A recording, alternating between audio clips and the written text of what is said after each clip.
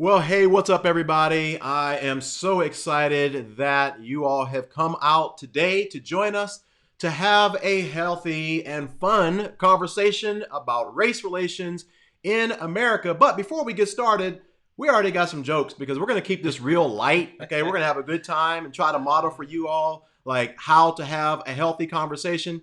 But we haven't even started talking, and we got two unlikes, like two thumbs down Thumbs already. down. So What I'm talking about. yeah, I mean, That's a hey, good start. good start. That's an You engagement guys haven't already. even started talking and you suck.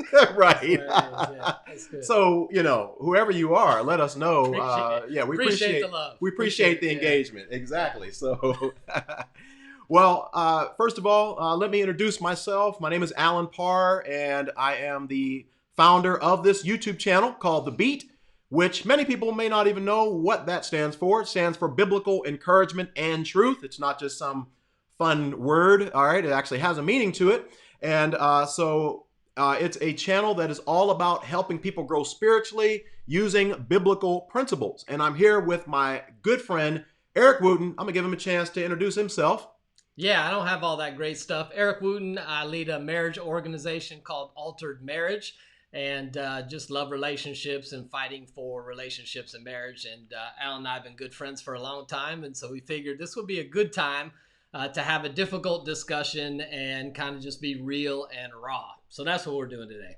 Yeah, so once again, we're pretty excited about this because basically there's a lot of stuff going on in our world, right? Not only do we have this pandemic, but we also have a lot of racial tension that is continuing on in our country. And so we want to encourage everyone watching to continue these conversations beyond this, and we want to model for you kind of how it's done. Now, what we have here is we've curated several questions that many of you have written in, and there's some that Eric and I have just talked about and said, you know what, these are some pressing issues. These are some key questions that people have from both sides, right? So there's some questions that I'm going to ask him and he is going to ask me. And yes, that means that I am the representative for all blacks everywhere. And it's good. Yeah, I carried the weight of all Caucasians across the world on my shoulders today. It's a heavy weight. I'm prepared to do it. So I can see the weight on you, man. It's weighing you down. Man. So we understand that our perspective may or may not be your perspective, but hopefully we can provide some fair responses. But more than just Q&A, we're going to do kind of some back and forth Q&A, get some conversation going. But then also we want to provide some solutions, right?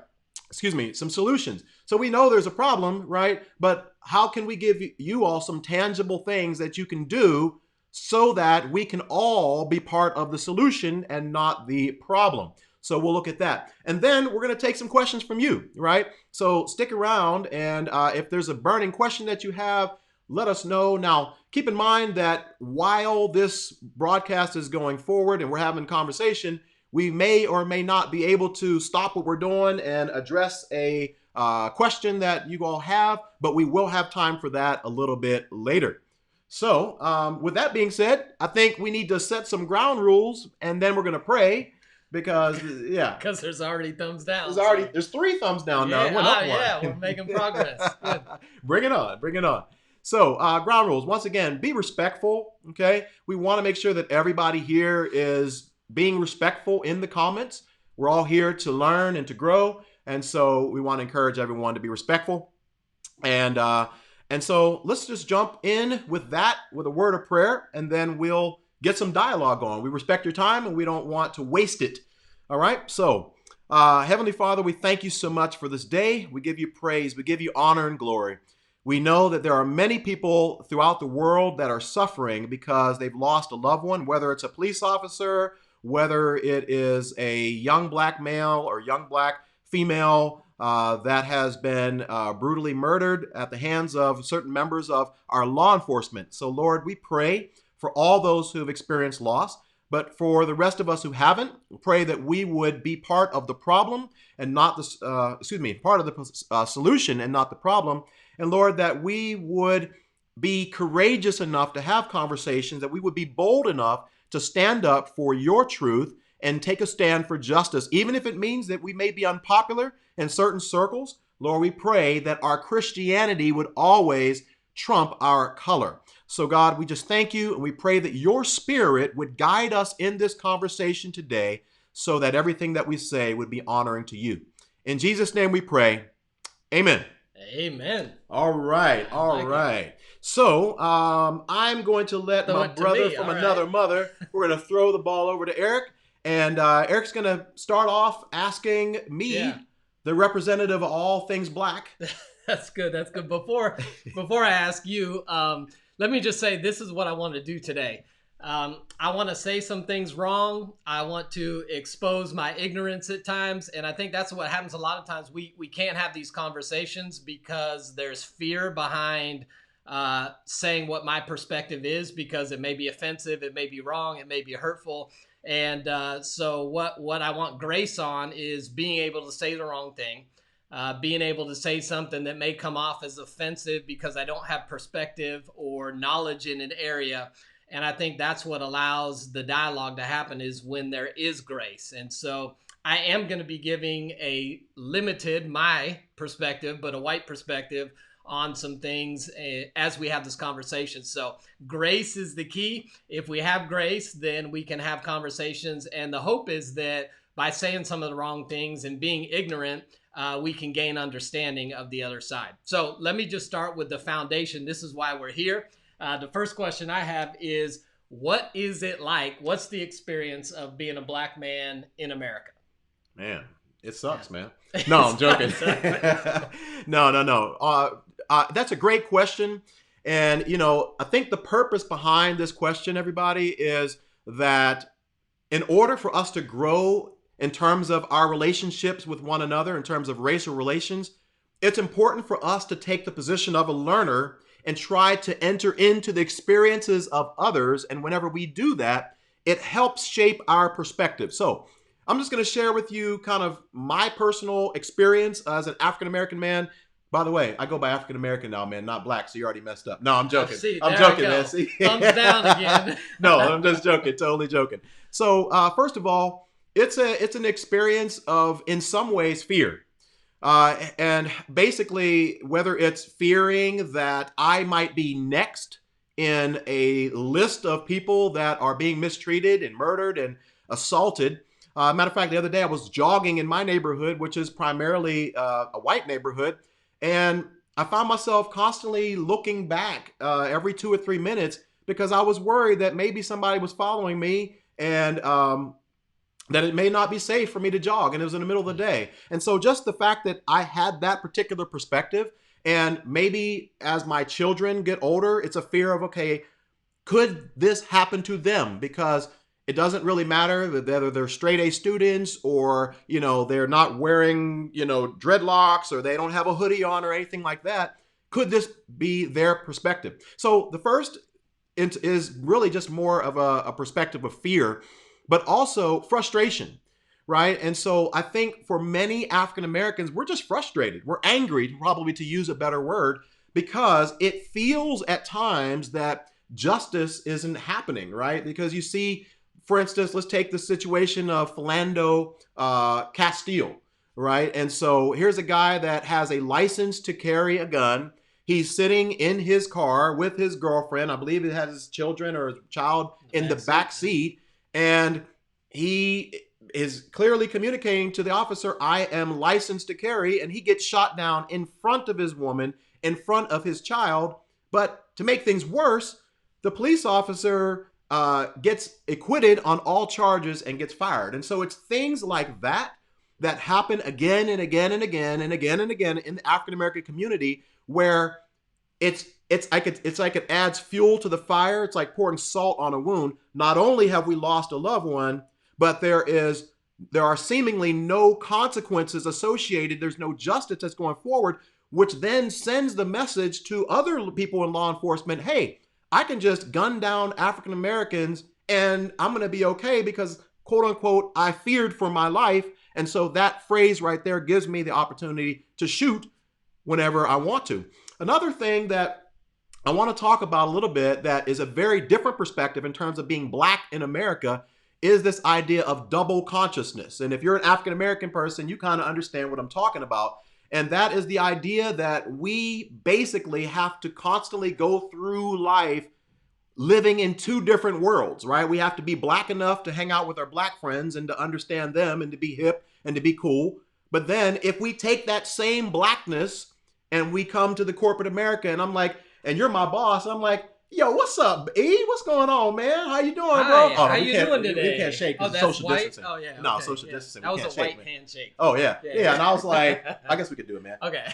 Yeah. Now I'm worried that my boss is going to think I'm too black and I'm too urban, and I may not get promoted, right? So I can come over to his house and hang out, but so there's things like that. But then the last thing is this idea of we're seen as a threat, right? So most black men have had the scenario where you're walking down the street or you're in an elevator with someone and a woman clutches her purse or she goes to the other side of the street because it's like, hey, that guy's black, he could hurt me and he's a threat. And so those are just a few things that I think that categorize kind of the perspective of being black or a black man in America. Now there's certainly more, but there's just a few things there. So that's good. Here's what I'm wondering right now, even in the midst of all that, how many of the thumbs down people are like, man, they're not social distance. We've both been checked. Nobody's got fevers, and we're good. We're good to go. Yeah. So we're up at nine. No, that's good. I think that helps me understand that there's some things you deal with day in, day out that don't occur to me. Yeah, absolutely. And once again, that is the key, is trying to get a different perspective in terms of these things. Okay, so I'm gonna throw a question out at Eric. All right, and it's probably a setup, so give me grace. Yeah. Okay. Well, actually, before I do that, once again, I want to circle back because I forgot something I wanted to say. So this idea of being a threat, right? Many of you may have seen certain videos on YouTube where, like, there's a white guy that has a machete in his hand and he's trying to basically he's threatening the cops, right? And the cops are trying to reason with him. They're trying to like talk to him like, hey man, settle down. Running from him at times. Yeah, right? The cops so are running away. Yeah. Exactly. The cops are running away from this guy. He's got a machete in his hand. He's charging towards the police. The police are telling him, hey, calm down, put the knife down, put the knife down. And so as black people, we see that and we're like, hey, wait a second. Why is it that they are at least giving him the benefit of the doubt that he's not a threat and he can have a chance to put the machete down and live? Whereas for us, it seems at times like, hey, I blink, I move, and that's enough. I'm afraid because this person's threatening me and I fear for my life. So these are the type of things that get black people very, very angry, which leads to looting and rioting and some of the other things we're going to talk about later. All right, Eric, so why is it, all right, so actually let me put this question up here. All right, why is it so hard for whites to give blacks the benefit of the doubt when these tragedies occur? I mean, like, why is it that when these things happen, the normal response for a lot of times is, well, he probably did something to deserve that. He moved or he was resisting arrest. And so that's why he got killed. That's why he got shot. Like, what is why is it so difficult for us to get the benefit of the doubt?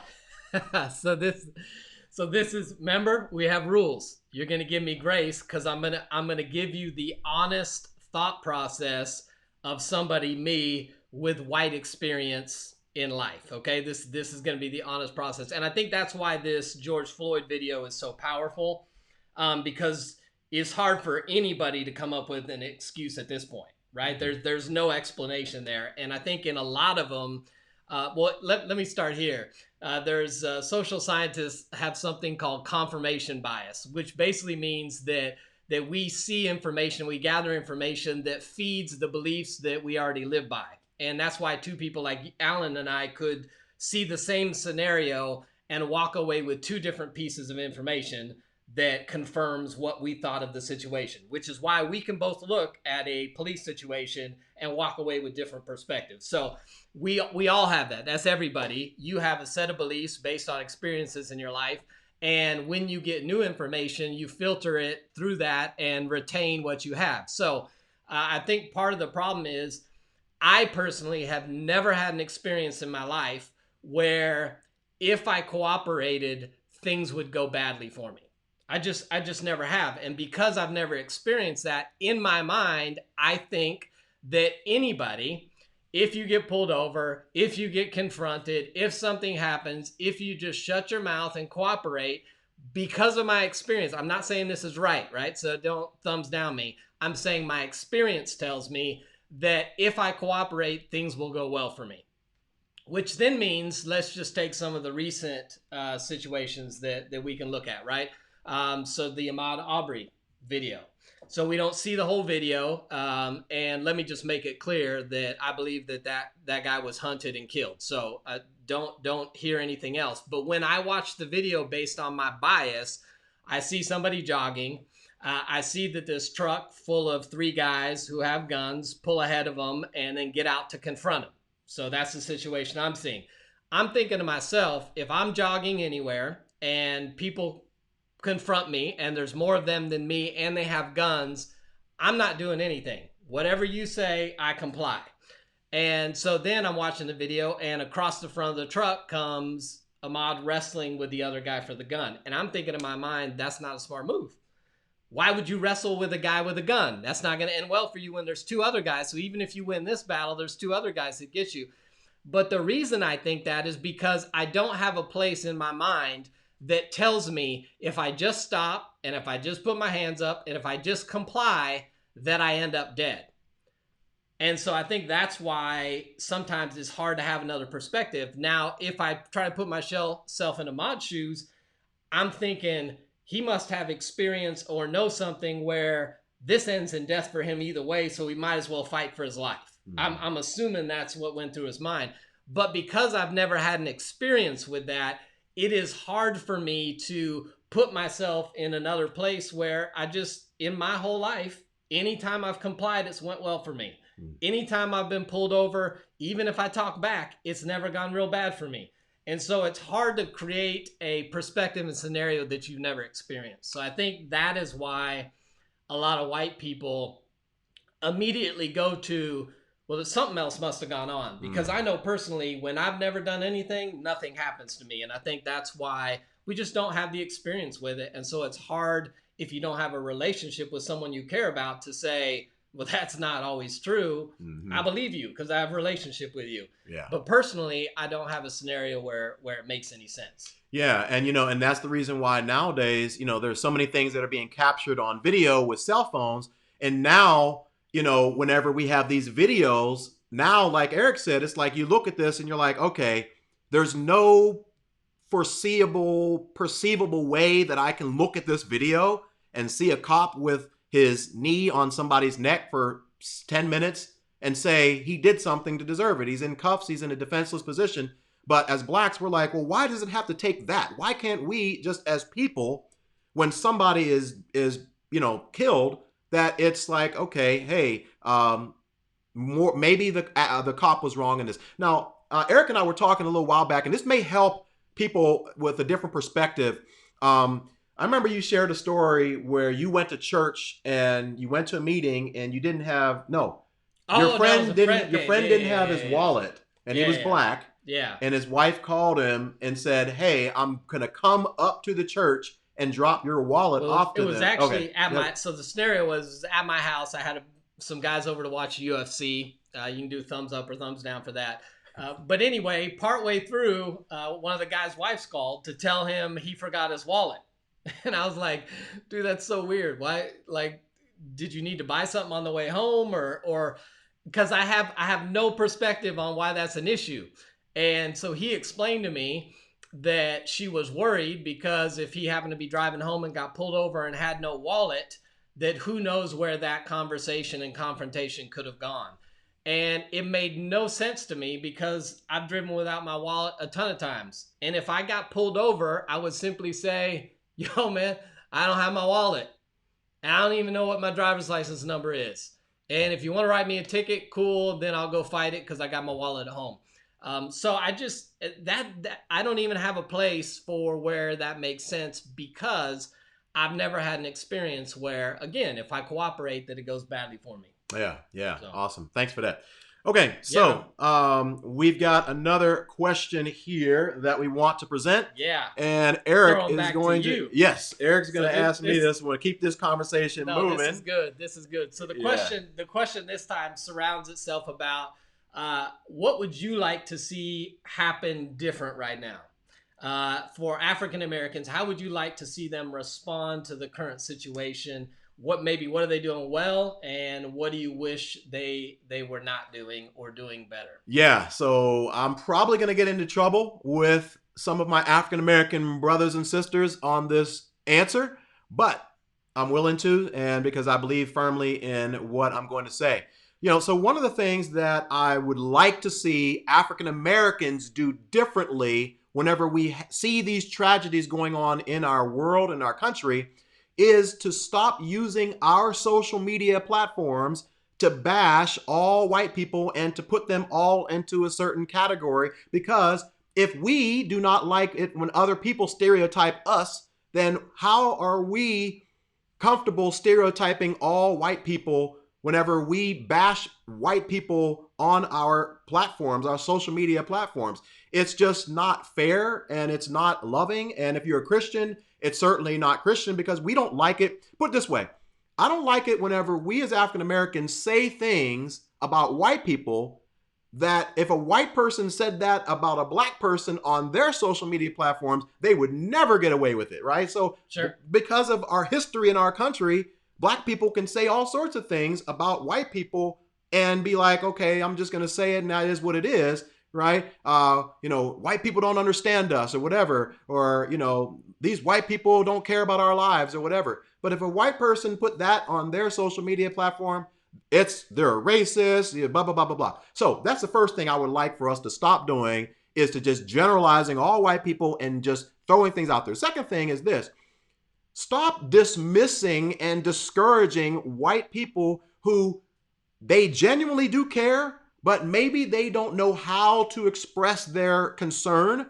And so whenever they do try to express their concern on social media, unfortunately, a lot of times they get shot down. They get to where people, matter of fact, one of my friends said she tried to express herself on social media and say, I'm crying right now. I'm in tears over what happened to George Floyd. And one of her black friends said, we don't need your white tears, right? And they're just dismissed. They're discouraged. They're told, you can't understand us, so we don't want to hear from you. And it's like, how can you expect whites to show their concern and you are shooting them down?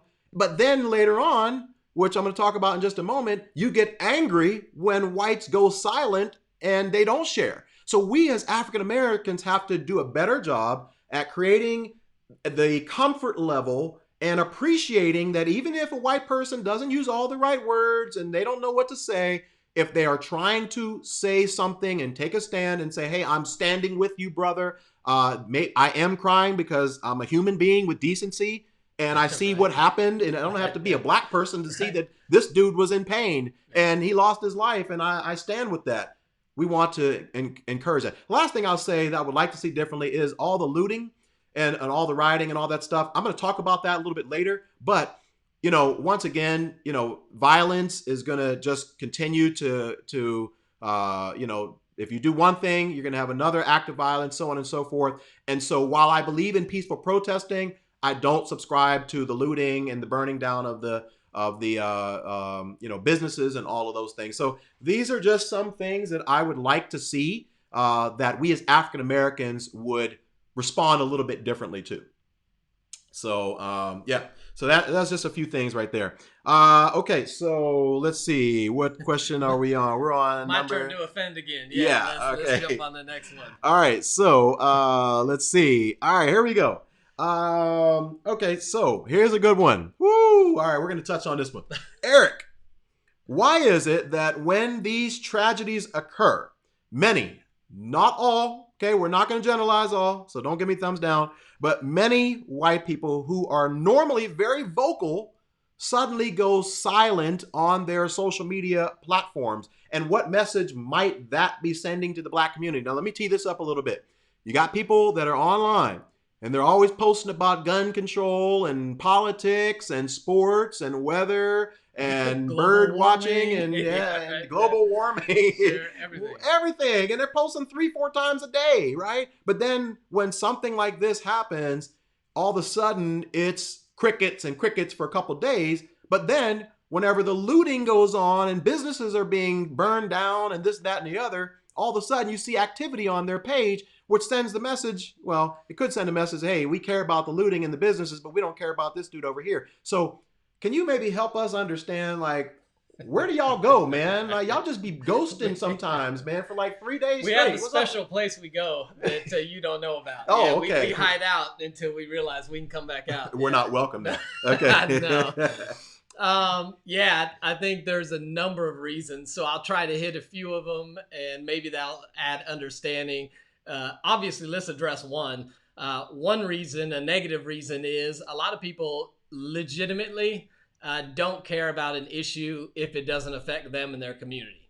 Period. And I think Americans as a whole are guilty of that. Stuff that happens in other countries is over there. We don't care about it. And so there may be a number of white people that legitimately say, I've never experienced that. That's not happening to me or my friends. And so, I just don't care. I don't think that's the majority of people. I think you alluded to it earlier. A lot of us don't know what to say.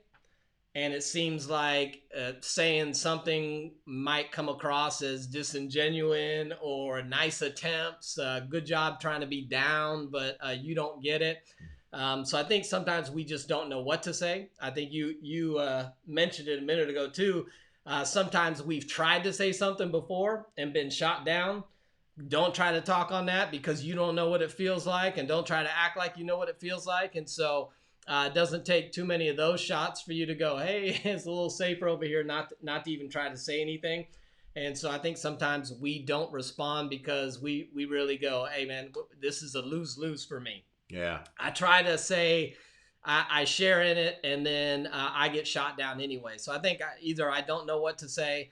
Some people just legitimately don't care. Some people have tried, and it hasn't gone well for them. And so it's just such a personal issue that I think there's so many tensions. It's hard to know what to say. And then I think there's sometimes where I think inadvertently white people can be off put by different things. And so let me say this, and I know this again, this is where my precursor is. Sometimes I can say stuff that may not be correct, but I'm expressing a viewpoint and a feeling. So this is where we extend grace. So take the Colin Kaepernick kneeling. I'm seeing a lot of that right now. Like you had an issue with that, but you don't have an issue with this kneeling, and we do some side by sides. I think the reason that Kaepernick was kneeling is valid. I think the heart was right. I think the change he was calling out for was right.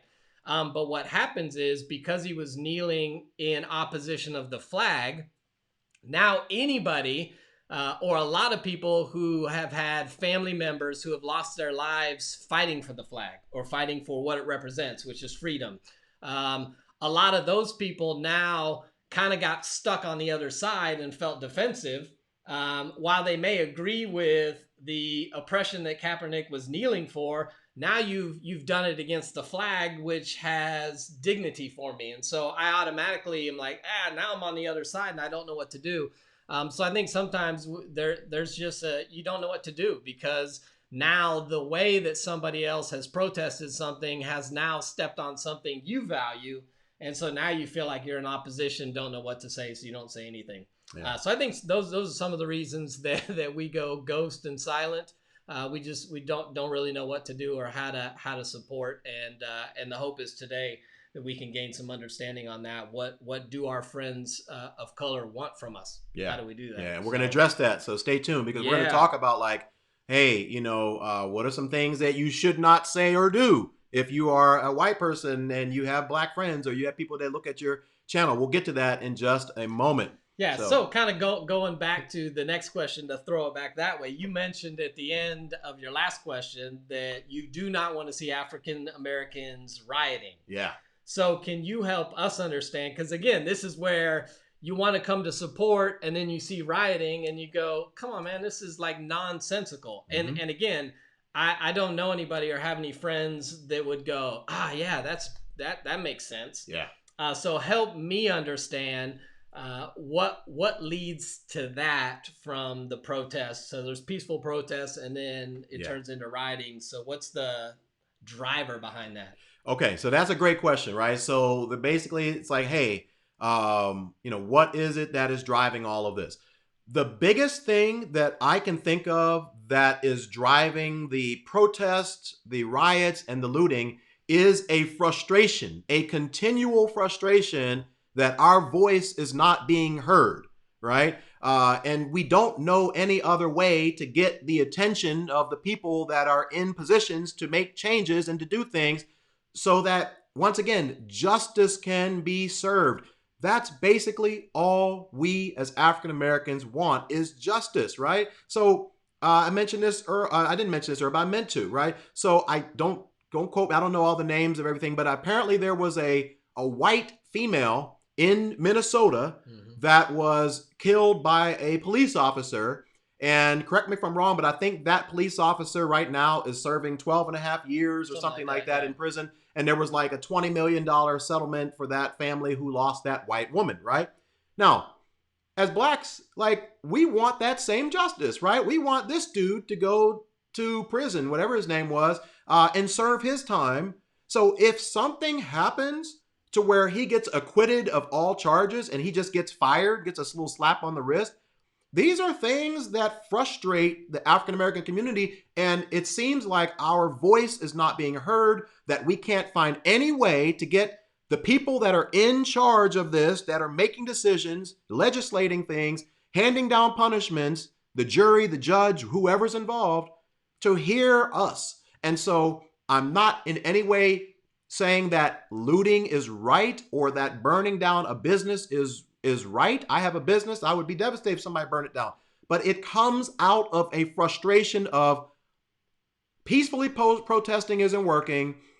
Prayer doesn't seem to be working, right? All these peaceful attempts doesn't seem to be getting anybody's attention because things don't seem to be getting better from a justice perspective. So maybe if I do something radical, it's going to finally force these people to say, they're serious. We don't want this to happen to our city again. We don't want this to happen to cities all around the country. So let's finally listen and do something about this.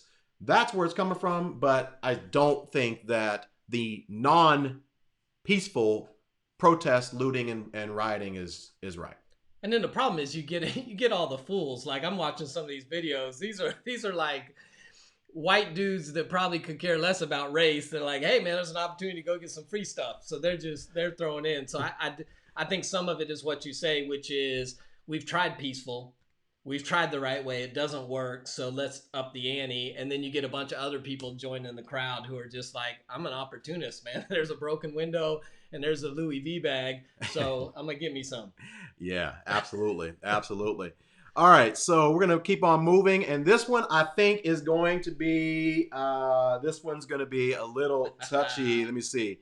Oh yeah, here we go. yeah, this one's gonna be a little touchy right here. So I'm gonna pass it over to my brother Eric. Okay, so what does all right? So from my experience, the term white privilege has been thrown around all over the place, right? And oftentimes, from my experience, whenever you bring up that term or that phrase to a white audience or a group of white people, it's immediately defensive. I've worked hard. I don't have any, I don't have any privileges that I'm aware of. And, black people are getting scholarships and this, that, and the other, and they're taking positions from us and all this and that. So what in the world do you mean by white privilege? Like, there is no such thing. And they get very, very angry about that. So how can you explain or maybe help some of your white brothers and sisters understand exactly what is that term? What does it mean? And why is it that people get so offended by it? I'm laughing because we were joking about it earlier when I asked him the question about what does it feel like to be a black man. He said, well, I'm going to ask what it feels like to be a white man. And I was like, nice, So, no, I think here's the struggle. Just the word privilege by itself gives off the idea that you're not aware that you have it. right? So by default, privilege is something that is normal to you that is not normal to somebody else, and so you don't even notice it. So I think we're blind to the idea of privilege because we have it, right? So like I'm a licensed counselor. Um, to my kids, it's not a privilege to get wise counsel from their dad, the counselor. It's normal. Like my wife does not get excited and go, "Oh my gosh, counselor husband Eric just delivered some phenomenal counsel to me." It's normal. This is who it is. This is what we do. So I think you got to know that you don't know privilege occurs because it's just normal to you. So that's the starting point.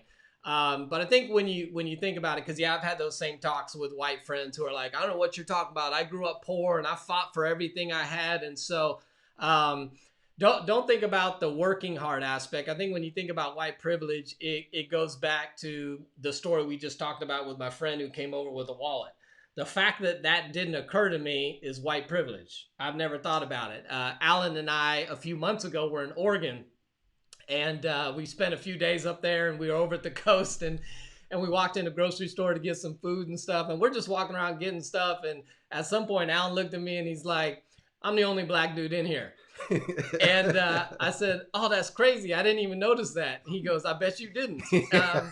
That's white privilege. The fact that I'm not even aware of the fact that there are or are not certain races present in an environment is white privilege. I think white privilege is I never a day in my life have woke up in the morning and considered my race at all. I don't I wake up in the morning and think about what kind of cereal I'm gonna eat. I don't ever wake up and go, I wonder how race will play a part in my day. I think if anything that's ever happened to me in my life, so I think white privilege is if you've never wondered if your mistreatment or getting ignored or getting pulled over or getting a job or not getting a job or not getting a promotion or getting fired or having somebody watch you. I've never in my life considered any of those things occurred because of my race. There's always another explanation. I wasn't smart enough. They didn't like me. I talk too much. I'm too sarcastic. That person, if they treat me poorly, that person's got an issue. That person's whack. I've never once in my life thought, I wonder if it's a race thing. And to me, that's white privilege in America, is that I have privileges based on my race that I don't even have to think about. And we all have privileges in different areas. Yeah. If I were to roll back to Pittsburgh with you and go in some of the places maybe you grew up or hung out, you'd have some privileges there I don't. Yeah. And my safety there may rest on the privilege that you carry, and it wouldn't exist if I went in by myself. But as a whole, I would say most white people have never in their lives been in an environment of any size where they were the minority. And I'm not talking about like the guys like, yeah, man, my basketball team was, 6 black guys and 3 white guys. That don't count. That's like 9 people. I'm talking about, I never have until I came on staff at one community church, which is predominantly black. That is the first environment in my 46 years of life where I was a minority and noticed it. And it doesn't even count because it's church and everyone's got to be godly. So it doesn't really count. So it's interesting. So, I mean, in a sense, it is a privilege to be able to navigate your life and organize your life in such a way where 99.9% of the places that you go, you see people that are like you and you fit in, right? So you can organize your life so that you go to, a white, your parents can organize it so that you go to primarily white high school. You can go to a college that has some blacks, but then you join a fraternity and you kind of hang out with your white fraternity friends. You see some blacks here and there, but you still don't feel out of place. And then you graduate from there and you get a job at a corporate America, and there's mostly primarily white. And then you go to a white church and you move into a white neighborhood. And so you can pretty much organize your life in such a way where you see us, you're around us, you have some friends, but you're never really forced to have to feel like you're different or you're a minority, because you have orchestrated your life in such a way where everybody around you is pretty much like you. And I think for us as African Americans, we don't have that privilege, if you will, right? I mean, in order to even function in this society, we have to put ourselves in places and positions where we're going to be the minority. In high school, I was the only black on my golf team. If I wanted to play golf, I was going to be the only black on my golf team. I was one of two blacks on my baseball team. I was one of very few blacks in my engineering program in college, right? And the list goes on and on. So I've had to learn what it looks like and how it feels to be a minority and fit in the white environment, which is about that double consciousness again, right? It's like, okay, I got to make sure that I don't bring too much blackness into my white experience here, or I may be perceived as being too black, right? A lot of women feel that way. They can't wear their natural hair, or if they have a weave or whatever it is, it's like, hey, I can't go to work like that because people are going to think I'm some ghetto black chick, right? So but you can probably go to work with a white woman could probably go to work with her hair looking like whatever, and nobody's going to look at her and say, you're ghetto, right? But if a black woman goes in there with braids, cornrows all the way back, it's like, you are a ghetto. You're uneducated and therefore not worthy of being a face of our organization. And those are the types of things that people will look at and say, "Oh, that could be white privilege." But even when you start that conversation, you said I can organize or orchestrate my life so that I'm saying I don't even have to organize or orchestrate my life. I don't have to think about it. Yeah. I just do life, and most all the environments I run into, I enjoy privilege because it was built by people who look like me, who think like me, who are desiring what I desire. And so it's unconscious. I think that's the idea behind white privilege. It's just unconscious. Yeah. You are not aware of your race. Most white people probably in their whole lives have never once thought about their race in any situation. Okay. It's just a non-factor. So I thought about a story that I heard a long time ago. Then we'll go to this next question. All right. The story of two fish that are in the water. And somehow, I don't know if I get the whole story right, but one of the fish somehow gets thrown out into the shore, and that fish is like fighting for his life. He can't breathe, this, that, and the other, until this one guy comes along and takes that struggling fish and throws that fish back into the water. And so that fish that was outside of the water goes and finds his friend that is inside of the water, and he says, "Oh man, I am just, man, you just have no idea. Like, I am so glad that I'm back in this water where I can live and swim." And his other friend, who has always been in the water, says, wait, what are you talking about? What's water? All right. And so you see what I'm going? Like, the fish that was always in the water did not even realize what water was, didn't understand the privilege of being in water because they had never experienced what it's like to be outside of water. That fish doesn't say, "Oh, I love the water today. It's just so nice." They don't even know what water is. And the fact that, the other fish basically understood it because they were outside of the water and now they're being brought back into the water. So that can be privilege. So with that being said, we'll transition. We'll jump in the next one. And I think this is going to be interesting. I think what goes along with this one will be, because I just know when I mention the flag, I already know that there's people going, it's not about the flag. I understand it's not about the flag. My point was, sometimes the way that somebody chooses to protest unjust and oppression because they've chosen a certain way or approach, it can ostracize people that really would be on their side because they've chosen a symbol of something else that means something to somebody else. That was, I know what about the flag? I know it wasn't about the flag. I was simply making the point that sometimes when we choose a certain way, other people, based on their upbringing perspective, are now kind of stuck in opposition. So let's go to this is the all lives matter question. Oh, right? yeah. It's why is it offensive to say all lives matter in response to Black Lives Matter, or all, you fill in the blank, unborn babies matter, blue lives matter, Why is that offensive to Black people? Oh man. All right. So I have been searching for some sort of way to somehow communicate why,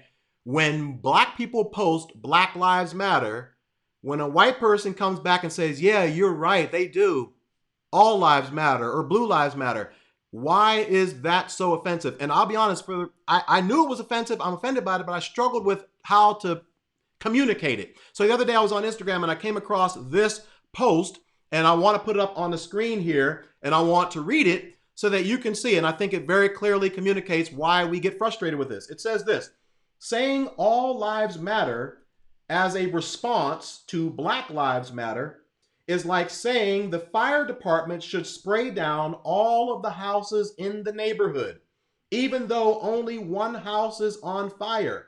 Why? Because all houses matter. Yes, your house matters too. But one problem: your house isn't on fire, right? Your house is not on fire. And so, let me just get here. Okay, let me get back to here. 1 second.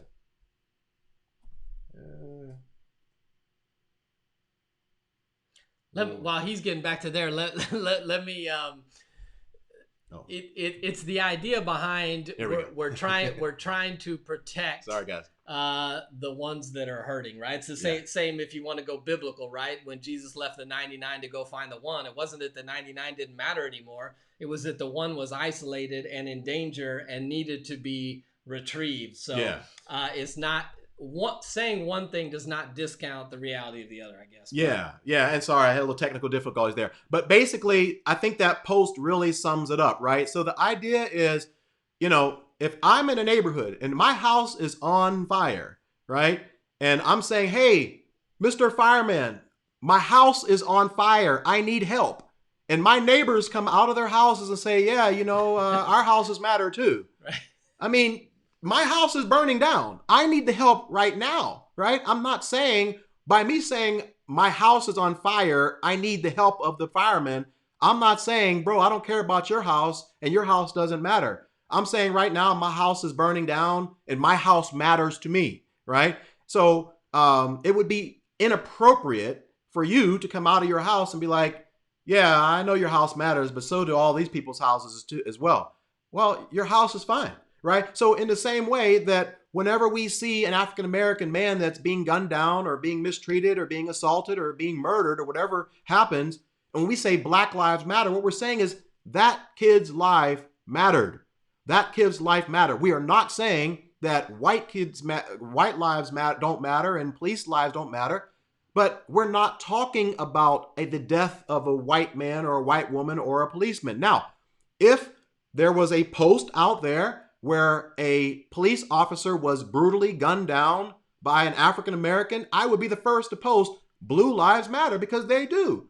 But it would be inappropriate for me if there's a post or a picture of a police officer who's gunned down and we're mourning the death of the police officer, and I come on there like, hey, yo, man, Black Lives Matter. Like, do you see how that's inappropriate? Let's keep the focus and the attention on that police officer and mourn the death of that police officer, and not see that if I say Blue Lives Matter, that means that, Black lives don't matter, or so on and so forth. So that's the frustration there. No, and I think the other piece that if I was playing the other side would say there's never been a time in American history when white lives didn't matter, right? I mean, the reason we're talking about this is because Black lives were fine to be owned. Black lives were fine to be considered less than. Black lives were fine to be marginalized or segregated. Black lives were fine to be killed, lynched. And so there's never been we don't need to cry out for white lives or all lives because there's never been a season when they didn't matter in our country's history. So I mean, I get it. And nobody's saying by saying one that the other doesn't, but I would see how that's highly offensive. Yeah. So yes, because I know a lot of people have questions about that, and that's very frustrating. And once again, if you're white watching this, these are just ways where I'm like, okay, these are some things that you may want to consider. Okay, let's see. I think I have another question here. Let's see.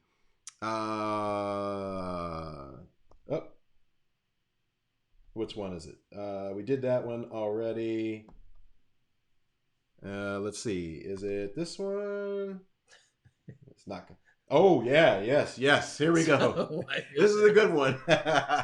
All right. So this is another one for Eric to throw at me. Letterman top 10. What things white people should never say, right? Yeah. This is what I got a whole bunch of them. But well, then you can chime in too. Yeah. Because I'm the white guy saying what white guys shouldn't say. I'll let you do it. Let you do it.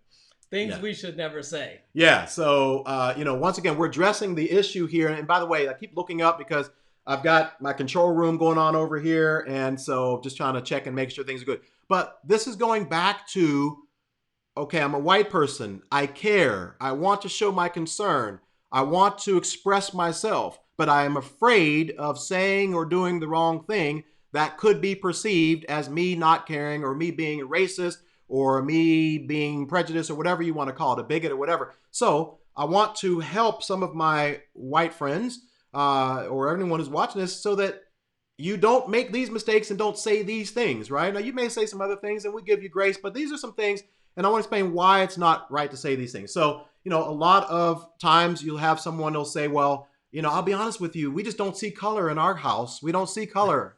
And I'm like, I bet you don't. yeah, That's what you said to me at the grocery store. right. You don't I didn't even notice. I bet you didn't. Right. Yeah.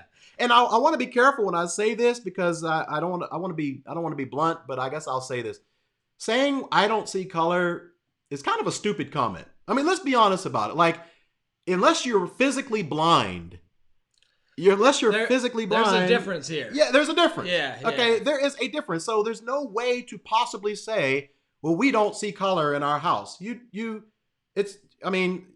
see it, right? I see that this is black. I see the shirts are black. We see color.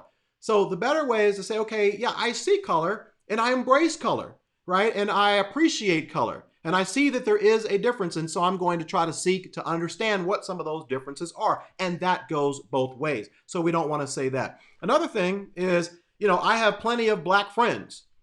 And therefore, by saying those things, that automatically eliminates you from being a racist. And I could say the same thing. I'm not a racist. That's the black card, right? Yeah. Well, dude, my best friend in middle school was black. Yeah, exactly. I'm not racist. So therefore, for the rest of my life, because I had one black friend when I grew up. That proves. I'm not racist. Yeah, I'm not racist. Absolutely. No, I had a black kid friend in kindergarten, and so we were tight. Yeah, I haven't talked to him in 30 years, but but I'm because of that just disqualifies me from being racist, right? So once again, you can have. And then the question might be, could it be that maybe you are trying to have people that are friends from the, different races so that maybe you can prove to everyone else that you are not a racist, right? So there's a lot of things that go along with that. Another thing is, and this one's huge, well, what about black on black crime? You have a lot of people that will say, okay, you black people are so angry and frustrated at the death of these African-American men and women, then why is it that you are not so so angry about the crime that's going on in your own community, black on black crime? I don't see you posting about that. Okay, so here's my response to that. Whenever we see crime going on in a community, crime is normally committed by criminals.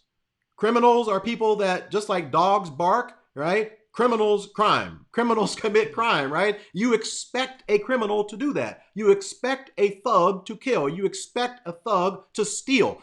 That's what thugs do. That's what criminals do. So when it happens, are we heartbroken? Yes. But are we surprised? No, because criminals commit crimes. That's what they do, right? So if they're in a low socioeconomic area and they're selling drugs and they kill somebody that owes them some money for some drugs, I'm not surprised. I'm heartbroken, but that's what they do. The frustration from African Americans and why we get so angry is because police officers take an oath to protect and serve. That is their oath. And so we don't expect them to do something out of character that they say they represent. This is the reason why we get more or angrier rather over the deaths of African American men at the hands of police officers, because it's just not something that we expect in light of the oath that they have taken, that we are here to protect and serve. So we just don't expect it. It comes unexpected, and that is another thing. And then the last thing, just don't justify the cop's action, right? That's a huge one. It's like, hey, he was fearing for his life. Okay, even if he was, when we're talking about the death of a loved one, somebody's mother out there just lost a son. Somebody's wife just lost a husband. Somebody's child just lost a father. Somebody's friend just lost another friend. Keep the focus on the loss, whether they did something to resist arrest and they quote unquote deserve to be shot, or they didn't, right? If this person is dead for whatever reason, keep the focus on them. And the Bible says, matter of fact, I'm going to put it up here, right? It says that we should weep with those who weep, all right? We should weep with those who weep, and we should mourn with those who mourn. Rejoice with those who rejoice, and weep with those who weep. So, these are some things that we need to make sure that we do not say, because they could very well be offensive to people of color. So, all right, we've talked a lot Probably about a whole the list of words too, but we don't need to go into those, right? probably a whole Words bunch of never to words. say. Yeah, yeah. Well, I got Yeah. we don't have this No, on the go ahead. list, but I Go got a ahead. question. Yeah. So when you, and I don't want to make this political, but when you hear a really old white guy running for president say, if there's a question on who you vote for, you ain't black, is that acceptable to say or not acceptable to say? Yeah, Or I think it's one of those things where it's difficult because that's a whole other subject. But we're in a country. No, I just mean general. We're in a country where if you're black, you're expected to vote Democrat, and if you don't, you're not black. And if you're Christian, you're expected to vote Republican, and if you don't vote Republican, you're not a Christian. And so it's like, okay, what if I'm a black Christian? Which way do I go here, right? And so, it's one of those things where, I think offense can be taken Sure, anytime. I would chalk it there, up yeah. to a generalization statement, which to me minimizes the value of individuality. Not everybody's the same, so Yeah. I don't know why that popped in my head. I shouldn't have taken us sideways. No, you're good. You're good.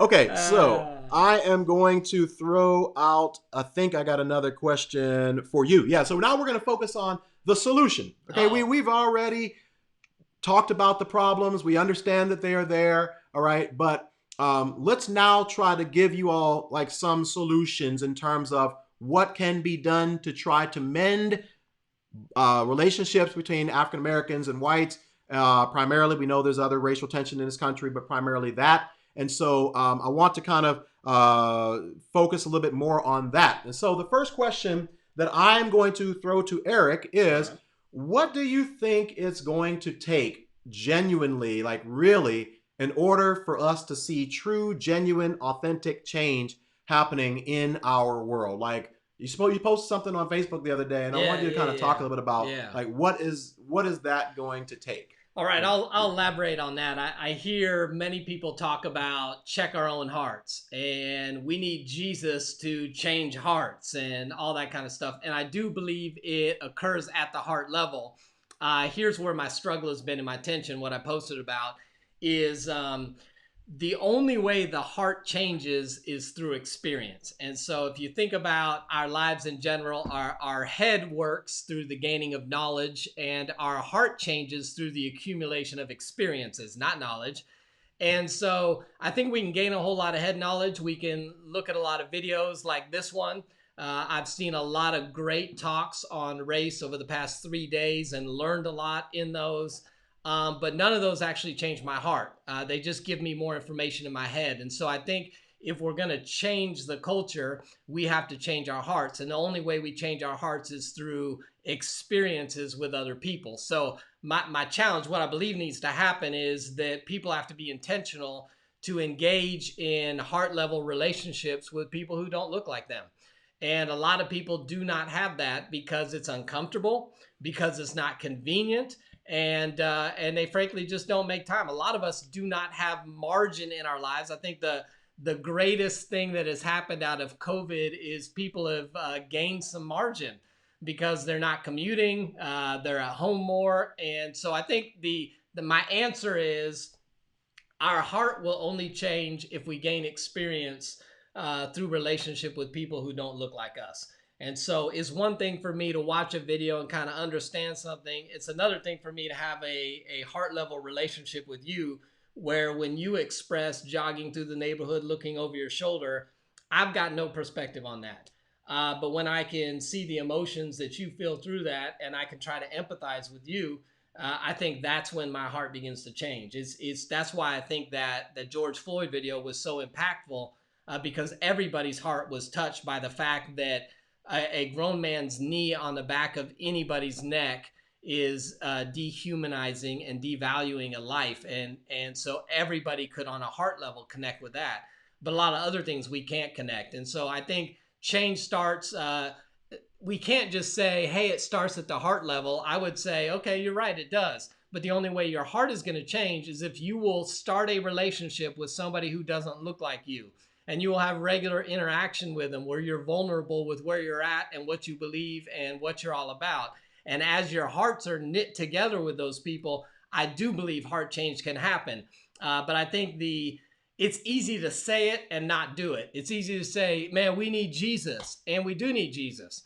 But I know a lot of people who, quote, have Jesus and are in churches and are still racist and still don't have any friends who don't look like them and will not put themselves in a situation that's uncomfortable or inconvenient for them, but they have Jesus. And so I think we've got to do more than just say it. Hey, it's heart change. Hey, it's Jesus. Absolutely. But faith without works is dead. And so I think pointing at the heart without engaging the heart with somebody else is just as dead in my mind. Yeah. So you and I were talking the other day, and you came up with an idea that's probably going to make a whole lot of pastors angry. So Yeah. you want to share Yeah, what yeah. you think would be a good idea? Yeah, we were talking about this, and I thought, man, it's we always talk about the church should be getting this right, and the church should be unified. And if you've been in church longer than 2 months, you've certainly heard some preacher somewhere say, yeah, Sunday morning, the 11 o'clock hour is still the most segregated hour, ever in nature and humanity and everything. And, but those are the Christians, right? Those are the people who are supposed to understand unity and who are supposed to see people who don't look like them and engage in it. So I thought to myself, hey, listen, churches are now starting to open back up. People are going to be returning to church. And if you're serious about racial reconciliation, then I would say this: for the rest of 2020, that's 6 months. If you're going back to church, why don't you make a commitment for 6 months to go to a church where the population is predominantly not your race? Build relationships, listen to worship that you don't like, listen to preaching that does not fit your style, engage with other people that you don't get. That's the safest place to start because they're Christians, so they're probably going to treat you semi-well. And so my thought was, hey, there's a practical way that Christians, the church, can say, you know what? Forget what I want. Forget the worship I like. Forget the sermon that makes me feel good. What if I say this racial reconciliation is more important than my comfort and my desire? And you know what? For 6 months, it ain't going to kill you. For 6 months, go to a church you don't like with people who don't look like you to see if you can begin to build relationships that may change your heart and their heart. And so that was what I threw out as my challenge. And I think you're going to have a lot of Christians that will never do it because they don't want to inconvenience themselves. They don't want to sit through a worship set that is either too slow and guitar driven, or they're clapping on the beat and I can't ever quite get the beat, or they're singing old school songs. Yeah. Well, I have a little trick that, I teach the white people at one that you just go, clap, right? Well, yeah, you just stomp on the clap that is best for you and then clap on the off stomp. Okay. So if you are 1 and 3 versus 2 and 4, just go ahead and stomp on the 1 and 3 and then clap when you're not stomping. And then boom, you're on beat. See, that's a little hack. See, yeah, we're not going to charge you for that. Now I've helped every one of you know how to clap at the church that doesn't look like you. So you don't look awkward. That was my challenge. Yeah. Except that you're concentrating. Yeah, right. Can't clap and sing at the same time. Right? But literally, I think that here's my struggle. We got people protesting and marching, which I think is valid and good to do. We got people posting and having conversations all over the place. But are people willing to take it a step further that may actually change hearts and go make themselves uncomfortable and engage in a relationship? I think if we don't, you go right back to your black church if you're black, your predominantly white church if you're white. You engage with the people that make you feel most comfortable, and then you wait till the next situation comes up, and then you get frustrated again. So this is a time where we can actually make a pivot if we want. And I say give it 6 months and see what God does in your heart. So 6 months may seem like a long time. Give it 1 month at least, right? And give it a shot. But hold on. These people don't go to church every Sunday anyway. So 6 months times 4, that's 24. You're not going the whole time. It's probably 15 you go anyway. You can handle that. I think we can do that. Oh, man. Yeah, good stuff. Good stuff. All right, this is the last question that we have. And then we're going to try to take some questions from you all and maybe hang out for another 20 minutes. So we could be talking about this all day. All right. But this is one last question that we want to address here. This is for you, right? And this All is right. for you All to right. ask So me. I would Yes. ask, basically the question is, what can white people do? I'm going to ask you as a friend. As a friend, what can I do to support, to help push change? What do you need from me? Because sometimes I don't know. When you Right. tell me you're struggling, and I say, God, people suck, and I'm sorry. What can I do? Right, right. So good question. So, once again, what are some practical things that if I'm a white person watching this video, what are some practical things that I can do that will be part of the solution and not part of the problem, and express concern and these things? Well, let me just give you a few. All right. First of all, acknowledge the problem. And that if you are still of the perspective of, well, there's just not a problem, there's not an issue. People, there's injustice all the time in our country, and only thing that makes this different is that the black people's injustice is being highlighted, and the media is throwing it out of proportion. But there really isn't a problem. There's not a really systemic racism problem in our country at all. That right there, if I'm honest, is communicating, and I want to be nice when I say this, is communicating a level of ignorance. Because if you just educate yourself, which is going to be the second thing that I would say, if you just do a little bit of research, it doesn't take a lot, and you educate yourself, you will see that there is a disproportionate number of African American men that are in prison for nonviolent crimes, when some whites have committed those same crimes and they've been able to go free, or they've gotten fined or whatnot, right? So there is a major issue when you look at the police brutality and all these things. So acknowledging the problem is a very important first step. Instead of fighting it and resisting, say there's not a problem.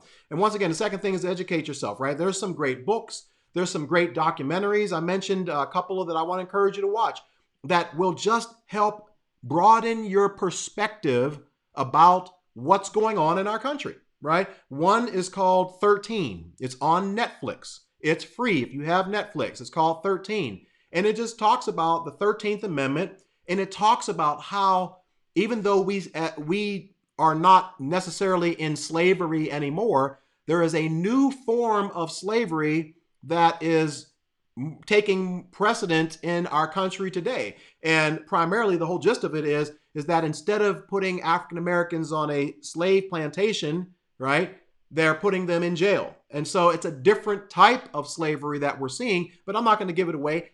Take 90 minutes of your time and just watch it, and it'll expand your mind. There's another one called When They See Us, which is a documentary about the 5 African American young men that were in Central Park that served time in prison for crimes they did not commit. And they were mistreated, and they were, and all these different things.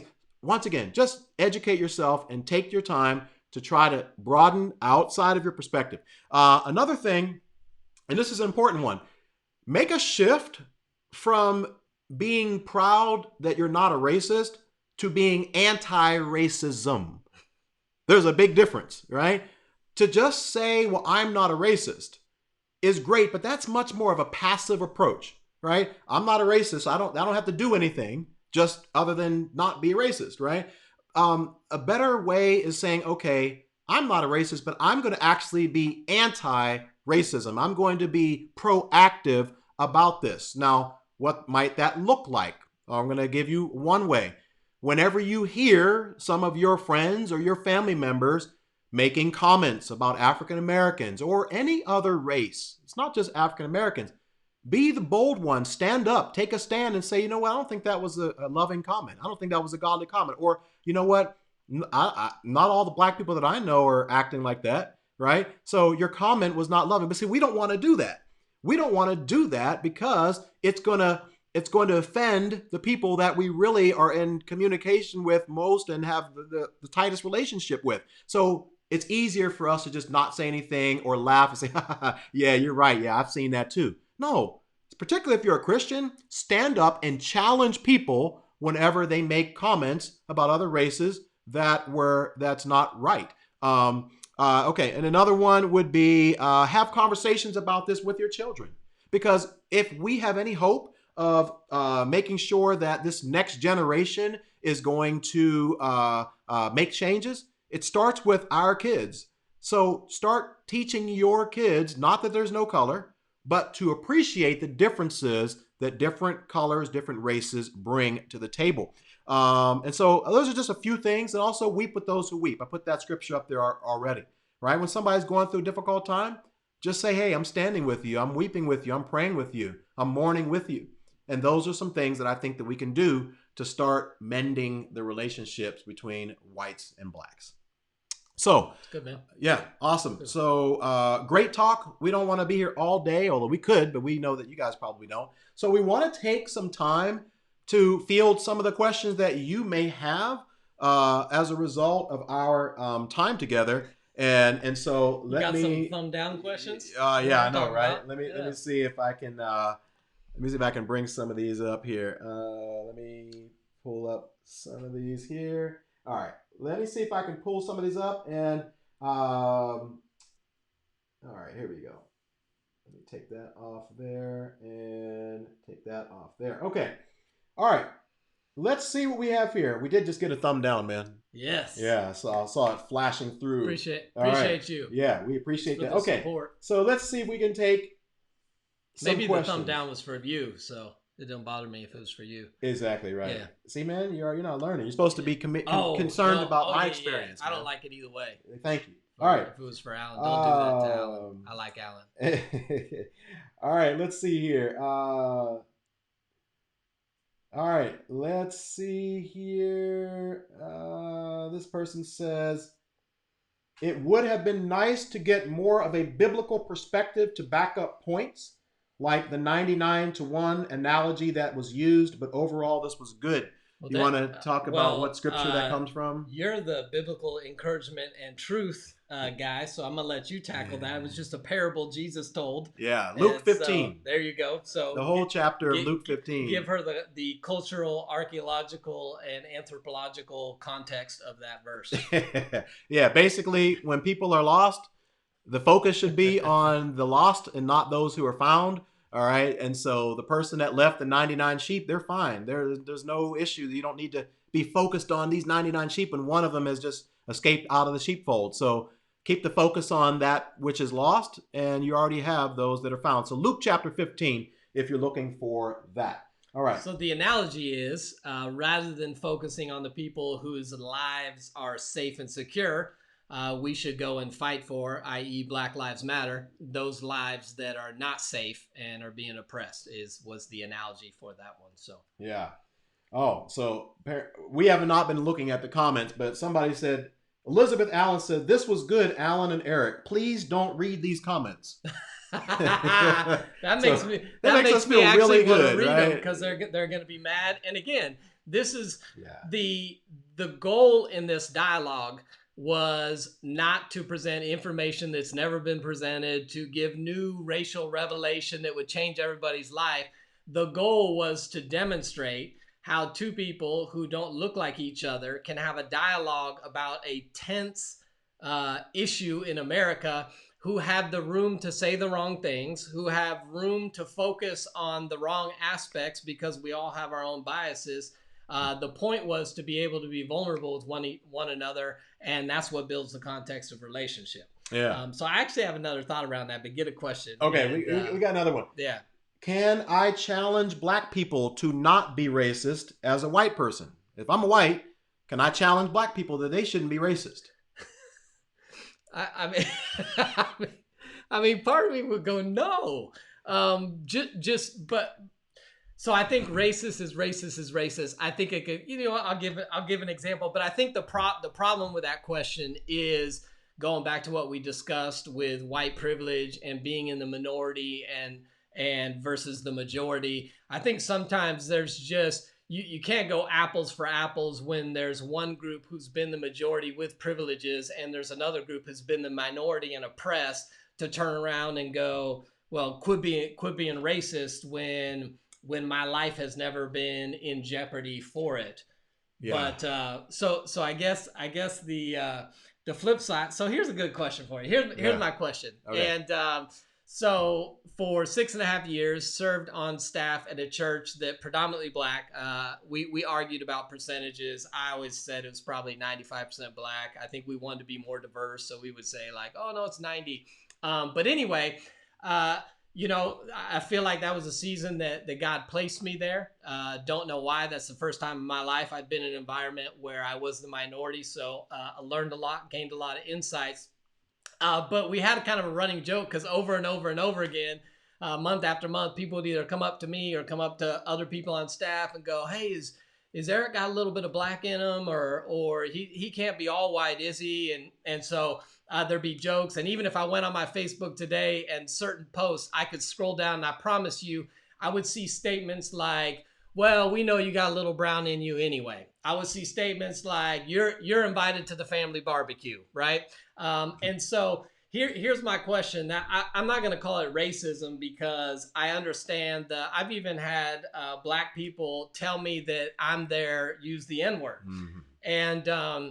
and I don't take that as a painful racist moment of judgment. Obviously, what they're saying is we embrace you and we love you. Mm-hmm. My question would be, why is it that why can't I just still be white and you like me as much? It almost feels like because I like you so much and I feel like we're so connected, I want you to be black or I want you to have some black in you. Mm-hmm. Is there something behind that tendency, or is it just kind of a fun joke we throw out? Like, Yeah. I'm white as white can be. My mom is from England, that's white, bad teeth and all, England, white. My dad's from California, super white. So like I'm white on white. But why the need to go? Nah, man, you're one of us. Right. Right. So, I think some people, because they don't know how to connect naturally with people who do not look like them, in order for them to connect with you, they almost have to see you as being black. Instead of just saying, this is a white guy, I want to connect with him and I am able to connect with him. It's like, no, no, no. In order for me to connect with Eric, I got to see him as a black guy because those are the only type of people that I connect with. And I think that's just a result of some people's upbringing and their experience, to where they're just not able to connect with people outside of them. So, Is that racist? I don't know if it's racist as much as it is a limited perspective. It's a limiting perspective, because for you to have to make everyone around you like you in order to connect is a sign of a limitation in terms of that person's ability to connect with Maybe people. racist is too strong. Maybe it's bias. I Yeah. don't know, to say, well, you have swag or you seem cool, or so black people have the market on swag, so I can't be white and have swag. Right. I gotta have a little in me. Right, right. Yeah, because Eric's got some swag, by the way. That would be. But then I guess the and we're kind of joking about it, but I guess the flip side would be, would those same people be as welcoming of a white guy that they thought didn't have swag, was nerdy, didn't know any 90s R&B, didn't play sports, or wasn't an athlete? Would they be as accepting of that? Would he get invited to the barbecue? Yeah, and I think it depends on, the person that's inviting you to the barbecue. I mean, are they comfortable with that? Fair Yeah, or are they not? But I wanted to highlight something, and I want to go back to the question. All right. Matter of fact, I should probably put it back on there. Let me put it back on there, because Are you saying I diverted from the question? Is that what you get? somewhat, man, you did. Yeah, but no, I want to go back to the question, because I think we need to define some terms, right? So, can I, as a white person, challenge a black person to not be racist? Okay. So we need to make sure that we're clear on some terms. There is a difference between racism and biases and prejudice. There's a difference. Mm-hmm. All of us are biased. All of us are prejudiced, right? I have a preference for this. I have a preference for that. Or I'm not going to say that there's never been a time in my life where I spoke something negative about someone of another race. So that is a prejudice, right? If I see myself as better than another race, that's prejudice. I want to make sure everybody's clear. Or if this one's going to hurt. If I have a daughter and she's white, and she brings an African American man home, and she says, hey, I would like to marry him. If there's any thought in my mind as a white father, hey, my daughter's not marrying you because he's not good enough for you because we are white and he is black, that's prejudice. That's not racism. Racism is when one particular group or race controls, dominates, and depresses and oppresses another race by the use of their power. That is racism. So before you ask that question, reframe it. Has there been a situation where an African American person or a group of African American people have oppressed you, hindered you from getting to where you want to get to in life because they had the power to do so and because of it was your color? If that happens, then yes, you have every right to challenge that African American or that group and say you guys are racist, right? Because that's just as wrong as what we saw happening in our country and what we still see happening in our country. So I want to make sure that's very clear. You don't have as often African Americans even being in a position of power to be able to practice racism to where, hey, I'm going to control all of you because I'm in a position to do so, and I'm going to do it because I don't like you because of your color. I can have prejudices all day, but prejudice isn't going to keep you from getting the job, right? That's the difference. So I want to make sure we frame that question properly. All right. Let's see. We got some other ones here. Let's see here. Oh, Elizabeth said, "Don't look at it." So I mean, I don't know. right. Where's that? Alex Get a negative Gomez. one. Alex Gomez. I have African American friends who and he already said that. He already broke one of the rules. Don't say you're supposed to have, yeah, I got black friends, but no, And I'm he just says joking. he's predominantly white. As a So predominantly, wait, I don't know if he's semi-white okay. or. As a predominantly white man, want to reach out and tell them I love them and support them. Is it wrong for me to do so? No, absolutely No, not. I did this the other day. I have some good friends who live in a different state, and it might have even been yesterday. I just texted them and said, "Thinking about you guys today. How are you doing with all this mess? I love you." That because I didn't know what else to, I didn't know what else to say. So, and they responded back just appreciative that I care and that I reached out. So yeah, I think so many times with anything, with our kids, with our spouses, with friends, presence, and just sitting with them and saying, "Hey, I'm sorry, and sorry for what you're going through. I know this is tough. Love you, care about you. I'm here." And so I think a listening ear is much more impactful than the right words. And so just be present would be my suggestion to the predominantly white guy. All right, so I guess Eric, this is a question for you from Joyful and Blessed. Eric, Uh-oh. why do you think bigots hate us?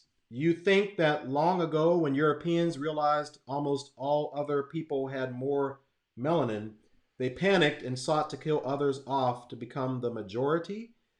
I didn't read the whole question before I put it up there, but Yeah, I mean, yeah. I'm not able to see the hearts in history and historians. I just think generally people are fearful of what they don't know. I think generally people are comfortable with what they do know, and that's why we like to hang out with people who look like us. We go to churches with people that look like us and worship like us and think like us. If you're conservative, you watch Fox News. If you're liberal, you watch CNN. I think we just naturally gravitate to what we're comfortable with and what makes us feel comfortable. And we kind of push away or maybe even demonize things that we don't understand and don't know. So I don't know if it was hey, there's way more of them than us, so let's get them all kind of thing. I just think human nature is sin and selfish, and we're always looking for ways to promote ourselves and lift ourselves higher than the person next to us. I mean, we do it in our jobs. We do it in so many different venues. So I just think it's the wickedness of the heart, and I don't know if I can speak to the Europeans in history. But I feel bad because I said that I carry the weight of all Caucasians on my shoulders, and now I can't answer for all of them. So Yeah. So I guess it's another question for you. What can you say to people who don't think white privilege exists? I think it depends on the person. Some people don't want to hear, right? You do not waste energy. Do not waste your words and wisdom on people who have no desire to learn. So I think the question on the front end, so let's say I'm talking to somebody, I mention white privilege, they say, I don't think it exists. My next question would be, are you open to hearing some thoughts on that that may conflict or oppose what you believe? If they're not, move on. If they genuinely are, then I think you give them some of the examples we talked about today, which is you don't ever think about your race if you're white. And again, people are always going to go the exception. Oh, yeah, I grew up in the hood and I was the only white guy. Okay, you're the exception. Generally, I think the answer is if people are not open to learning and having their perspective broadened, don't waste your energy. You're not going to convince somebody of something that they don't want to be convinced of. So I think ask them if they're open to a different perspective, and if so, give them some thoughts and scenarios, and ask them when's the last time that they walked into an environment or woke up in the morning and considered how their race would impact the errands they needed to run, the things they needed to do today. Yeah, awesome. Great answer. So we're going to take a few more. We know we've been here about 90 minutes, but this is important. It's important to take our time with this. This is a good question. Bree B says, yes, this is good. What are more biblical truths to lean on? Thanks, guys. All right. So this is a great question because I read one of the comments where one person was really mad that we didn't use a lot of Bible. To that, I will say this. All right, you all know me. Hopefully, I've got over 400 videos on this channel. All of them, for the most part, are biblical. All right, that I mean, for the most part. I mean, like what He's I mean got a is like couple I that got a are couple that I'm heretical, just but the speaking rest are out. not. Yeah, I got a couple that I'm just speaking from the heart, right? But the majority of the videos that I have are focused on biblical content. So, give us a little bit of grace here. Right now we're trying to have a genuine conversation about race. And, if a scripture came to our minds, we would bring it up. If not, there's no need to necessarily force something. However, this is a good question. What are some scriptures that we can look at? Well, the first thing that comes to mind for me would be Philippians chapter 2, where it talks about, do not be, do not nearly take the interest. Do not take interest only in what's interesting to you. I'm messing this all up. Yeah, do you want me to help you, Bible guy? Yeah, man. Help think me out. not of Think yourself only, only but of the only interest of others. Do not think more highly of yourself than you ought to. There you right? go. Yeah, See, that's what I'm saying. I know some Bible. It does. I read it every once in a while. Exactly. His brother's a seminary guy. He's been, so yeah. So basically taking an interest in other people, Philippians chapter 2. How about James chapter 1, verses 19 through 21? Be slow to speak, slow to become angry, and quick to listen. I probably got the order wrong. It don't matter the order. Just as long listen. As you do them all. Shut up and listen is what James said. Yeah. Right, exactly, right? So there's just a couple of scriptures. Another one might be Luke chapter 10, 25 through 37, the parable of the Good Samaritan, right?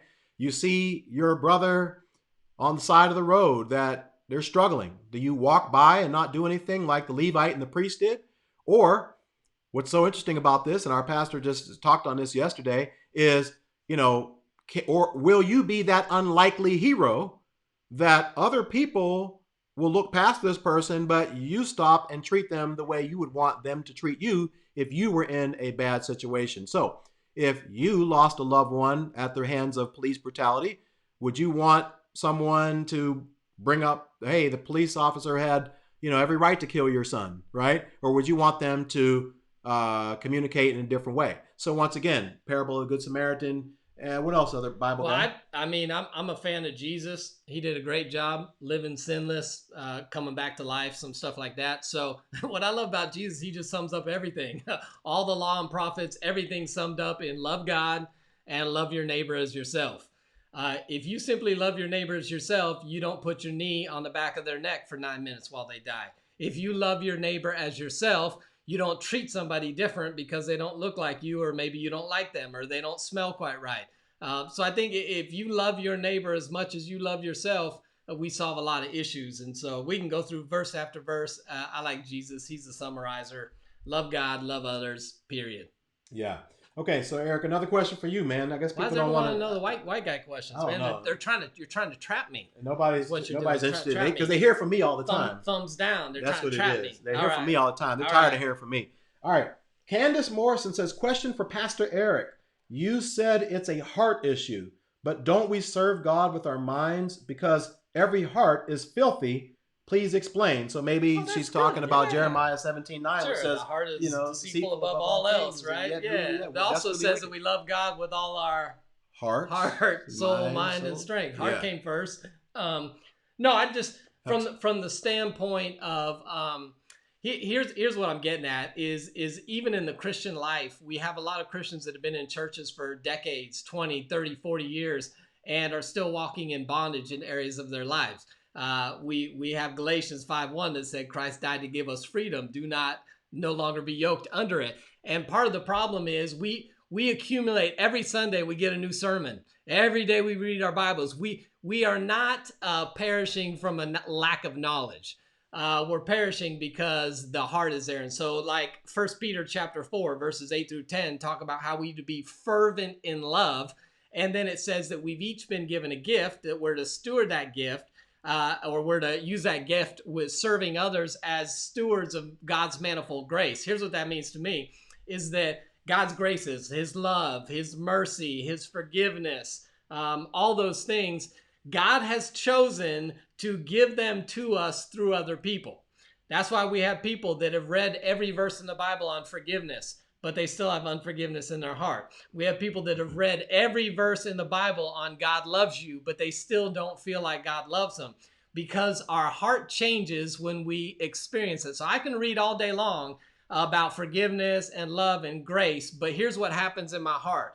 When I'm in a relationship with Alan and I offend Alan, and I do something wrong to Alan, I say something, but Alan chooses to forgive me, Alan chooses to extend grace, and Alan chooses to unconditionally love me, that changes my heart. I've had an experience with the graces of God.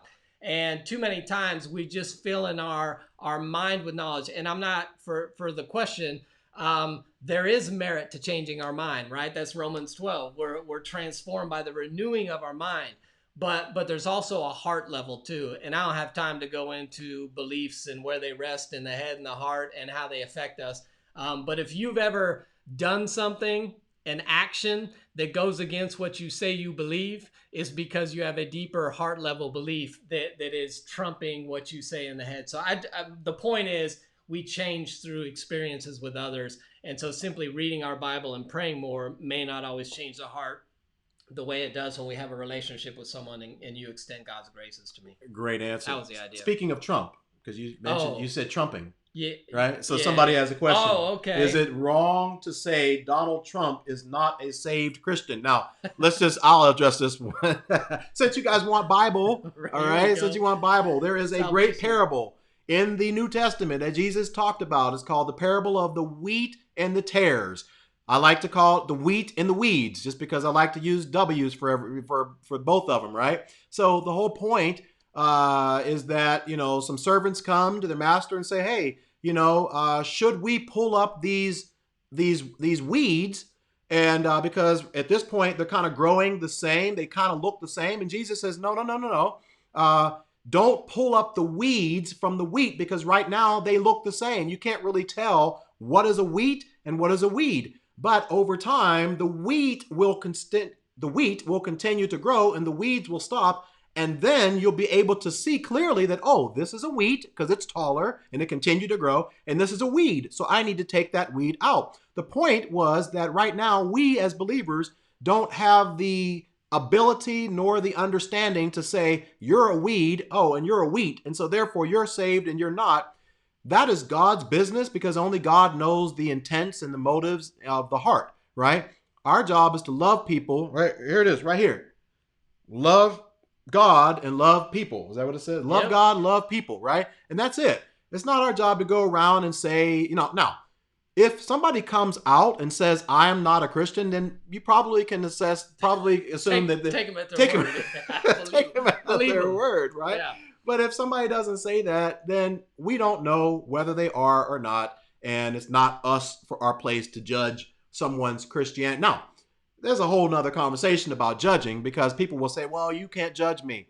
Christians are allowed to judge people's actions and say that's sin, but Mm-hmm. I'm not allowed to judge you and say you don't love the Lord because you sinned. See, that's the issue, that we as Christians, we do that. Well, you must not love the Lord the way you say you do because you sinned. No, you don't know what's going on in that person's heart. Your role is to say, okay, what you did was a sin. I'm judging the sin, but I'm not going to judge you and say you're not a Christian or you don't love the Lord or anything like that. There's a difference between the judgment. So the answer for Fred's question is, it would be right to say that action, that behavior, that speech is not Christ-like, but you can't speak to salvation because you don't know the heart. Yeah. And then it turns into a whole fruit issue, and that's probably a different discussion. Go watch Alan's 490,000 videos on his channel. You'll get all the information you need. All right, let's see here. We'll take a couple more. Let's see. There's so many of them that are here. Oh, here's a good one. All right. Do you think the things that are happening in the world are signs that Jesus is coming? Because Jesus says that nation will rise against nation, and we see that happening now. So are these the signs of the end times? I'll leave that up to my brother and theologian, So Dr. Eric my Wooten. YouTube channel's on relationships, and so I'm going to kick this back to End Times Alan. And listen, since since the first century, they thought that Jesus was coming in their time. So sure, we can say these are signs, but they've been saying it for thousands of years. Nobody knows the day or the hour. So I think if you're spending a whole lot of time thinking about this, you're probably focused on the wrong thing. Go love your neighbor as yourself. But you can theologize that. Yeah, I think you did a good enough job. Okay, Yeah. now let's get back to the concept of race, because this is actually a question that I was going to throw out, or a comment that I was going to address a little Okay. bit earlier, but we just didn't, because we had so many, we had to choose them. But this one comes from Chris Como, and he says, as a white male, it almost seems at times that certain blacks who point to history would almost have all whites apologize on behalf of what our ancestors did. What do you both think? So this is basically going down a different path, talking about this idea of white guilt, right? And is that appropriate for white people to have guilt over something that they've never done, but their ancestors have done? So when something bad happens to a black person, should a white person feel guilty for that, right? A better question might be this: should a white person feel guilty for having privilege? No, it's not a wrong thing, right? For instance, if I were to go back to Africa, because a lot of the people there look like me, there would be certain privileges that I would have there. But should I feel bad that I'm in Africa around majority of my people and there's certain things that it's not a bad thing, right? It's a reality, but it's not a bad thing, right? So can you comment a little bit about, is there such thing as white guilt? There may be. I don't know. You know, I'm not a person that lives or operates in guilt generally. So I think that's a hard question for me. I think if I've done something wrong, and I know it, the Holy Spirit's convicted me of it, I'm pretty quick to apologize, to seek forgiveness and reconciliation. So I think anytime you're operating from guilt or fear or any of these other things not called love, you're operating with the wrong motive. And so I think this is why you talked about being educated.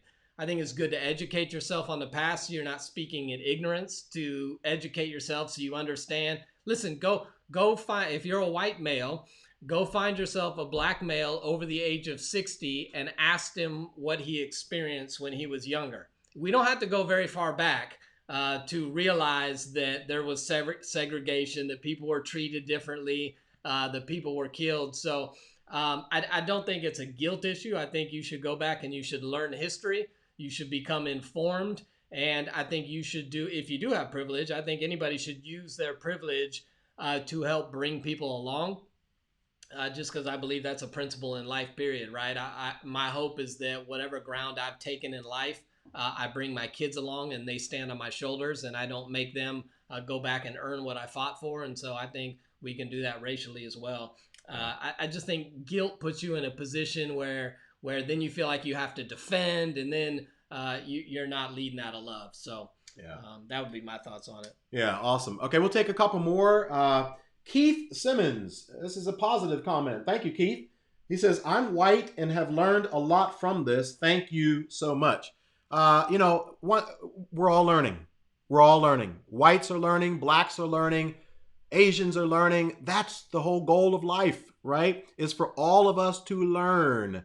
And so this isn't a, I almost didn't do this because I didn't want this to be perceived as, blacks attacking whites or whites attacking blacks.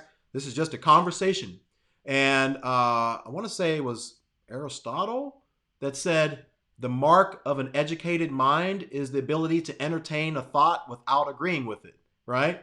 If you can't entertain a thought without agreeing with it, without getting so, volatile, that's a sign of immaturity, right? So we're just having a conversation, all right? Try to model for you how to have these. And when you have these, it's going to get heated. You're going to have some back and forth. Leave room for that. Accept that. Embrace that, right? Because that's going to happen. So to say, Keith, thank you, but we're all learning. I'm learning how to be a better follower of Christ to my own people, to people who look different than me. And that is the goal. So we're all learning. Thank you so much for that. Keith, man, go get those thumb down people, man. Shame them. Get them Yeah. for us. No, I was just playing. All right, let's see if we can take maybe one more here. And okay, let's see. Okay, okay. Here's one from Lindsay. Lindsay Estelle Dunn, official. All right, as you can see, Lindsay. Official. Lindsay is white. Okay, thank you, Lindsay. Officially white. Very good. Okay, right. Predominantly, like the other guy. Right. What can a white person who has racist people in their lives, or family, should I say to convince them that there are problems in our society today with race? Lindsay, thank you for a very educated, mature, and thoughtful question. I'll let Eric. You always kick it to me. I sort of answered this with the other question, which is you try to have a conversation with them. But I think if they're not open to conversations, then it's hard to have a conversation. So I think trying to figure out if somebody's open, you want to find out why they believe what they believe. Some people have had legitimately bad experiences with people of the opposite races, and so that has driven their belief system. And if so, that's why I say they need to have new experiences with people of opposite races to change the heart. But I think for Lindsay is just trying to have those discussions, and it may take time. But I think as often as they are open, and depending on the level of relationship that you have to be able to bring truth, sometimes just teeing up a question. Hey, let's watch this video of George Floyd and let's talk about it. What are your thoughts on it? And I think as we talk, our hearts are revealed, and you may find some areas in their heart where you can kind of poke or get at why they believe what they believe, and maybe help them see a different perspective. But it's tough because people love their biases. Most people are not open to change, and don't waste too much energy if they don't seem to be open. Oh man, good answer. So this one's just a funny one. Okay. Do people talk about Chinese privilege in China? I don't know. I don't know. I'm sorry. Probably. I don't know Chinese. Yeah. I don't mean to laugh, but it is a funny question. I don't know. Well, the reality. I've never been to China before. The reality is, wherever you're at, whatever the majority is afforded some level of privilege. Period. So yeah, awesome. All right, we'll take one more. Good question. Good. All right, Ty, the Christian guy. How do I engage those of the same race as me that demonstrate prejudice against their own kind? I don't like being called the N-word, and I don't know the right way to communicate that. Oh, let me take that one. No, right. I'll tell you how to do that. Right. Yeah. Oh, I got you. You're right. That's you. Yeah, and we'll end with this because we could go on and on. Ty, I feel you. It bothers me so much when I hear one black person refer to another black person using the N-word, right? And I don't care if it's Nigger, or niggah. It's offensive. This is a term that has been used throughout history to devalue a group of people, right? And we get angry when other races refer to us in that way, but yet we will refer to ourselves in that same way. It's kind of like a guy that refers to a woman as a B and she gets offended, but then she's okay with her girlfriend calling her a B. Like, do you see the warped? That's so warped. Whether a guy calls you that or another girl, why would you want to be referred to as a female dog? That is stupid. That's be careful. That's I don't get that, right? So the best way you can do that is to stand up for yourself and say, hey man, I don't like it when you call me that. I don't feel comfortable with you calling me that because I know that you don't mean anything by it, but this word historically has been a negative word, is used to put us in a negative context. And that's not who we are. We're not ignorant. We're not slaves. We're not, a percentage of a human being. We're full human beings, and we should be treated like that. And we should communicate to one another in that same way. So I feel you on that. I don't like when people use that term. And what's even weirder is what you experience whenever they refer to white people as the N word. I'm like, that's really weird to me, but I get it. But does that open the door for me to use it then? No. Exactly. It doesn't. No, it doesn't. I know better than that. Shoot. That's a good question, right? If I say, yo, what's up, Eric, man? And you're like, hey, what's up, Alan, man? I'd be like, man, you can't call me that, but I just called you that. Like, I thought we were good. Exactly. All right, well, everybody, this has been a great stream. A couple of things. You all know how to reach me, but I do want to let you all get in touch with Eric.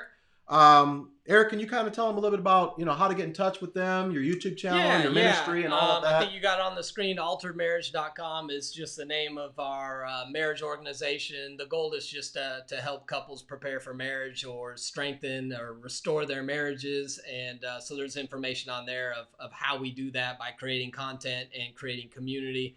I'm a firm believer that the number one key to success in marriage is having a good community of people around you. They can support you and hold you accountable. And then I just started a YouTube channel in April. So unlike Alan, who has 5,792,000 subscribers and videos, I have like 8. And so anyway, but it was just short takes on relationship. It's called Relation Shot. So if you search that, my hope is just to equip people with some. I'm gonna put a link to that in the description and ideas that can help them walk out in a relationship. And so that's kind of my story. Yeah, awesome. Yeah, so go ahead if you're having any issues. He's got a phenomenal YouTube channel. It's just getting started. Doesn't have a lot of videos, but every Tuesday, except for today, because we didn't mention this. This is Blackout Tuesday. So what better way for us to celebrate that by listening, taking the position of James 1 and being a listener, and gaining, wisdom from the experiences of others. We encourage you to continue having these types of conversations in your family, in your small groups at church, right? Just take a little bit of time and just bring up some of these questions that we just went over today and say, hey, what do you think about these things?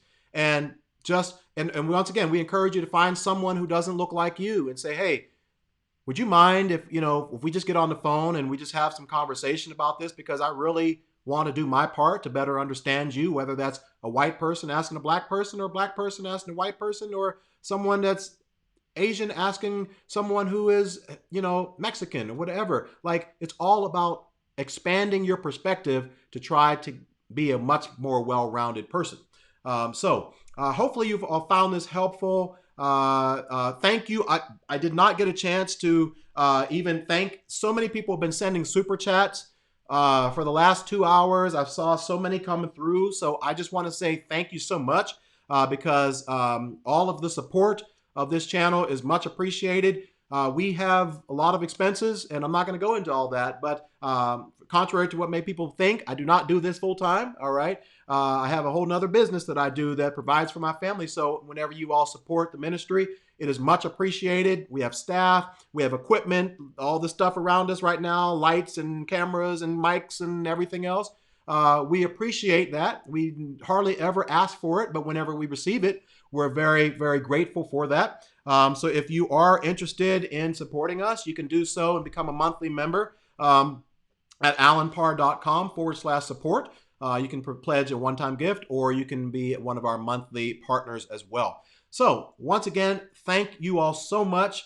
God bless, and hopefully, even in the comment section moving forward, you will be respectful of other people's opinions. And so we thank you all for hanging out with us on this Blackout Tuesday. Awesome. Do something different this week. Amen. All right. God bless. Thanks, guys. Bye-bye.